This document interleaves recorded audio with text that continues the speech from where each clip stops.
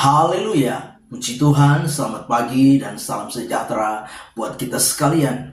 Kita patut bersyukur kepada Tuhan kalau pagi hari ini kita dapat bertemu kembali, berjumpa kembali di dalam anugerahnya, menikmati segala kebaikan-kebaikannya di dalam hidup kita. Nah, itu sebabnya pagi ini sebelum kita beraktivitas, mari sediakan hati kita, sediakan diri kita untuk bersama-sama kita mendengarkan firman Tuhan. Mari kita berdoa. Bapa di dalam surga, terima kasih. Kami bersyukur untuk segala anugerah-Mu yang kami nikmati sampai pagi ini. Pagi ini kami mau mendengarkan firman-Mu, berkati kami sekalian. Dalam nama Tuhan kami Yesus Kristus kami berdoa. Haleluya. Amin. Puji Tuhan. Pagi hari ini tema firman Allah yang ingin saya sampaikan kepada kita sekalian, yaitu bersyukur dengan segenap hati. Sekali lagi, bersyukur dengan segenap hati. Kita memperhatikan firman Tuhan di dalam Mazmur pasal 138 ayat yang pertama. Mazmur 138 ayat yang pertama, demikian firman Allah. Dari Daud, aku hendak bersyukur kepadamu dengan segenap hatiku. Di hadapan para Allah, aku akan bermazmur bagimu. Nah, Bapak Ibu jemaat yang kekasih di dalam Tuhan kita Yesus Kristus, Daud di dalam Mazmur 138 ayat yang pertama ini, kita bisa melihat betapa dia mengungkapkan isi hatinya kepada Tuhan. Dia mengungkapkan apa yang menjadi kerinduannya, keinginannya kepada Tuhan, yaitu apa? Bersyukur dengan segenap hatinya, bermazmur kepada Tuhan. Nah, Bapak Ibu jemaat yang kekasih, kita perhatikan bahwa Daud mengungkapkan isi hatinya, kerinduannya untuk bersyukur kepada Allah dengan apa? Segenap hatinya. Bersyukur dengan segenap hati artinya apa? Bukan sekedar bersyukur, bukan asal-asalan bersyukur, ikut-ikutan bersyukur. Tidak demikian. Bersyukur dengan segenap hati artinya apa? Menyampaikan rasa terima kasih kepada Tuhan yang didasari dengan apa? Ketulusan hati, didasari dengan kemurnian hati, didasari dengan kesungguhan hati atas segala yang apa? Yang Tuhan sudah lakukan, yang Tuhan sudah beri di dalam kehidupan ini. Nah, Bapak Ibu jemaat yang kekasih di dalam Tuhan kita Yesus Kristus, pagi hari ini kita mau belajar dari Daud. Dia mengungkapkan isi hatinya, kerinduannya untuk bersyukur dengan segenap hatinya kepada Allah, bermazmur baginya. Bukan karena Daud sedang mengalami satu keadaan yang baik, bukan karena Daud sedang mengalami satu kenyamanan di dalam hidupnya. Tidak demikian. Daud sedang ada di dalam satu keadaan yang apa? Kurang baik. Dia sedang apa? Ada di dalam sebuah pelarian, dikejar-kejar oleh musuhnya, yaitu Saul dan prajurit-prajurit Israel tentunya.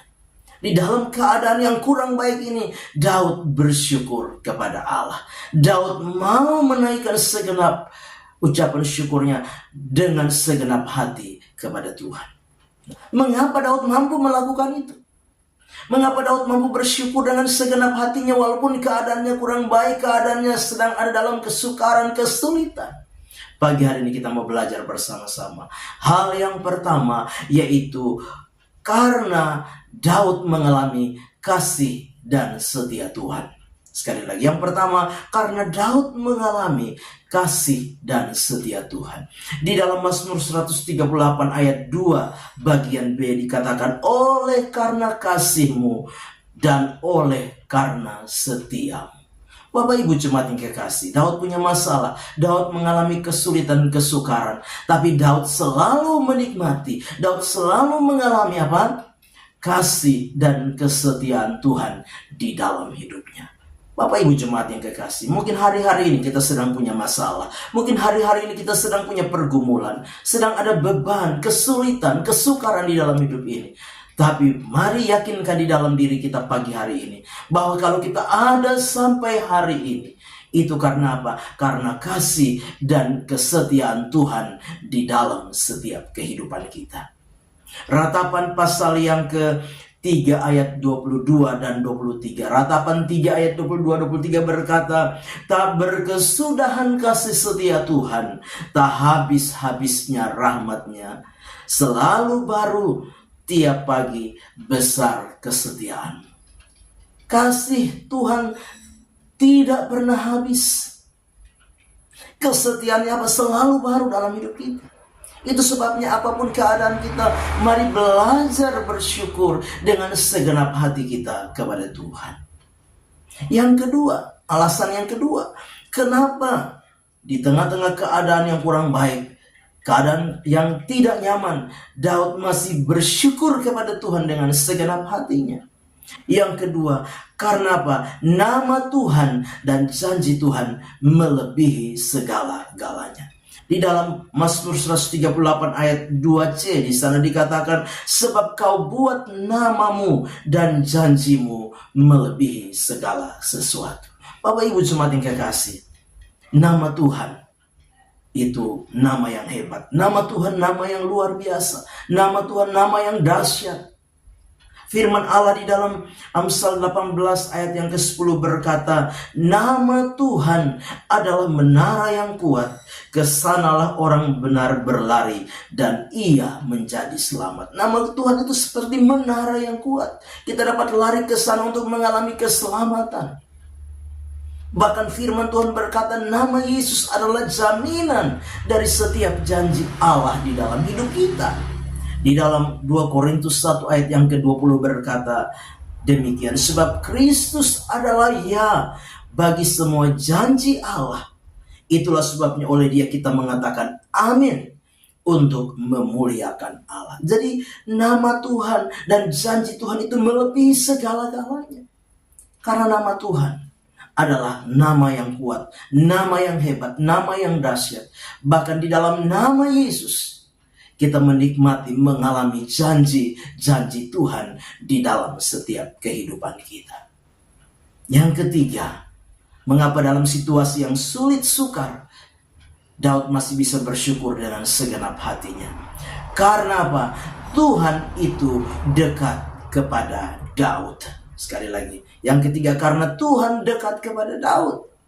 Di dalam Mazmur 138 ayat yang ke-6 di sana dikatakan, Tuhan itu tinggi, namun ia melihat orang yang hina dan mengenal orang yang sombong dari jauh. Tuhan itu tinggi, kata Daud. Ya, dia bersemayam di tempat yang tinggi, yang tiada terhampiri.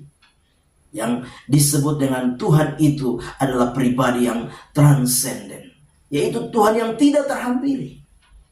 Tapi Tuhan itu juga adalah Tuhan yang imanen, Tuhan yang tinggal, Tuhan yang berdiam, Tuhan yang bersama-sama dengan umatnya, Tuhan yang memperhatikan umatnya. Yang kita kenal yaitu disebut dengan Immanuel, Tuhan yang bersama-sama dengan kita. Bapak Ibu jemaat yang kekasih, sebagai orang-orang yang percaya, yakinlah bahwa Tuhan dekat dengan saudara dan saya. Dia begitu dekat dengan kita. Dia tinggal di dalam setiap kehidupan kita. Dia adalah Immanuel yang akan apa? Beserta kita, menolong kita, mempedulikan kita di dalam kita menjalani kehidupan ini. Di dalam Yesaya pasal 57 ayat 15 berkata, sebab beginilah firman yang maha tinggi, yang maha mulia, yang bersemayam untuk selama-lamanya, dan yang maha kudus namanya. Aku bersemayam, dikatakan, di tempat yang tinggi dan di tempat kudus, tetapi juga bersama-sama orang yang remuk dan rendah hati, untuk menghidupkan semangat orang-orang yang rendah hati dan menghidupkan hati orang-orang yang remuk. Bapak Ibu jemaat yang kekasih, sadarilah, apapun keadaan, apapun kondisi kita, Tuhan itu dekat dengan setiap kita. Tuhan itu apa? Tinggal di dalam kita, bergerak di dalam kita, bersama-sama dengan kita. Dialah Immanuel yang senantiasa ada bagi saudara dan saya. Amin. Mari kita berdoa. Bapa di dalam surga, terima kasih kami sudah dengar firman Tuhan, dan kami percaya firman-Mu menjadi kekuatan, menjadi berkat di dalam setiap kehidupan kami. Kami serahkan seluruh hidup kami sepanjang hari ini, dan kami percaya penyertaan Tuhan sempurna di dalam hidup kami. Kami percaya Engkaulah Immanuel yang beserta dengan kami di sepanjang hari ini. Kami mengucap syukur dalam nama Tuhan kami Yesus Kristus kami berdoa. Haleluya. Amin. Selamat pagi, Tuhan Yesus memberkati.